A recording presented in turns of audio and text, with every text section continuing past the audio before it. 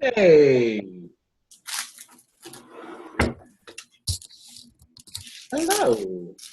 Can you say hi? Wait, there you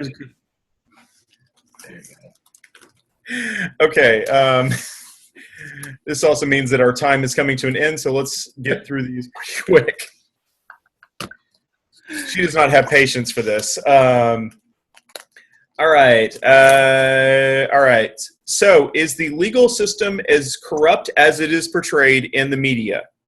There's definitely issues. Some places more than others. I think your bigger cities are going to have bigger problems, but there's always a hidden underbelly that um, you're surprised to learn about when you dive into the details.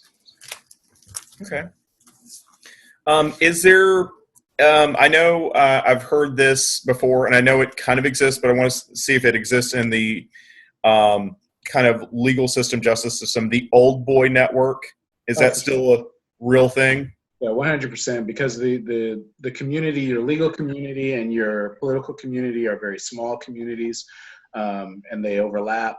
And like we talked about earlier, people that are in private practice will often go and become public officials, and so we know each other, and it can be pretty easy for those acquaintances to slip into improper relationships, and that's the concern that you have. Okay. Um, let's see here. Um, all right, this is the standard. I've got two or three of these. Um, what do you do when you get a case but you know the person is guilty? Can you just not take the case? Or are you obliged to take the case? If you choose to become a public defender, then you have an expectation that you're going to take on all the cases that are within the range of cases that you've said that you're going to accept. So if you accept an appointment on a third degree felony or a second degree felony on a regular basis, when a third degree felony or second degree felony comes in and the client is guilty, you don't necessarily like that type of case. You don't get to necessarily opt out of that case. The only exceptions are if there are a conflict of interest because maybe you represent someone else that's tied up in that case somehow or has potential to be tied up in that case, or if the type of case is so um, radically challenging for you because of some special circumstance that you wouldn't be able to handle it. So, for example, a survivor might not be able to handle a certain type of crime that you get Yeah. involved Okay. Um, how aggressive are y'all in cases? And that's a specific question. I think he's referring to kind of like legal scenes, like Tom Cruise and A Few Good Men, where you can't handle the truth. in. Right. I mean, how aggressive are lawyers in real life in a case? Yeah, that's a great question.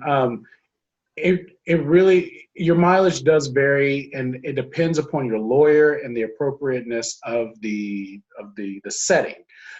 So most of the time, the rule that you've heard that you can catch more flies with honey than you can with vinegar, that applies. You usually get further being nice than you do by being, pounding your fist on the table. And we all want to see those moments in a courtroom drama, and we all fantasize about how great it would be to have that moment. But usually those things are off-putting to jurors and off-putting to judges. And so usually you're sort of building slowly to from a spark to a larger flame um, in a trial setting. So you're not usually justified pounding your fist on the table about someone that was defending someone that was driving with a suspended license, for example. Yeah. Okay. Margaret. Hey, do you want another cookie? No. Okay. Don't jump! Don't do it! Oh, baby girl. Okay. This one's a pretty specific one. If a cure or vaccine were to happen for the COVID-19 virus, are we forced to take this vaccine or cure, or can we say no?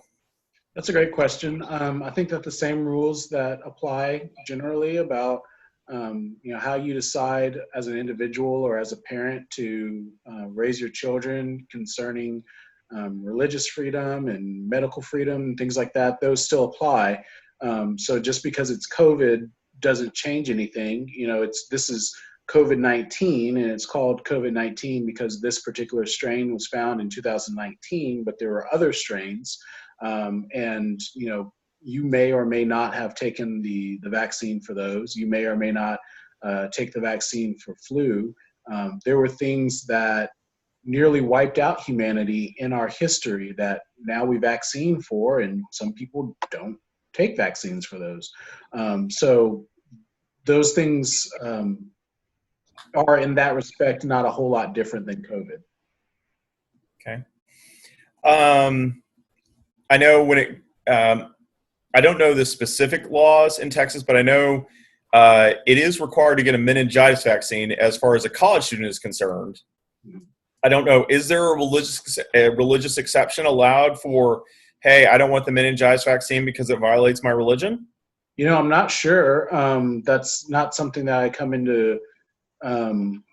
It's something that I could find out fairly quickly, I believe, but it's not something that I come into interaction with on a daily basis. Okay. But there's I just know that sorry, you go ahead. It's okay. There's almost always some exception for religious beliefs. So, for example, if you're not going to be living on a campus in a dorm, then I can see having the option of opting out for meningitis. But I'm not completely sure of that. And in fairness, I didn't go to college in Texas for undergrad. Okay. All right, let's see here. Okay, so I've got a law and order question. What happens if a woman who is not able to speak due to a disability can't identify her rapist? How does said victim get their justice? Yeah, that's another good question. So it just depends on when you say not able to speak, if you're saying, for example, that she's mute, it may be as simple as just writing down the answer to the question in court. So you always have to be thinking about sort of how this all plays out in a courtroom. So she can identify her attacker in writing by just pointing to the person. The police are asking her questions. But in a courtroom setting, if she can't give oral sworn testimony, then she can write her testimony. If it's a situation where she's mute, but maybe she uses American Sign Language, then there would be a sign language interpreter that would be brought to the courtroom to say what she's signing. So there's different things that are always available. Okay. You'll have to excuse me just a second, Robert. I need to go track that child down one time.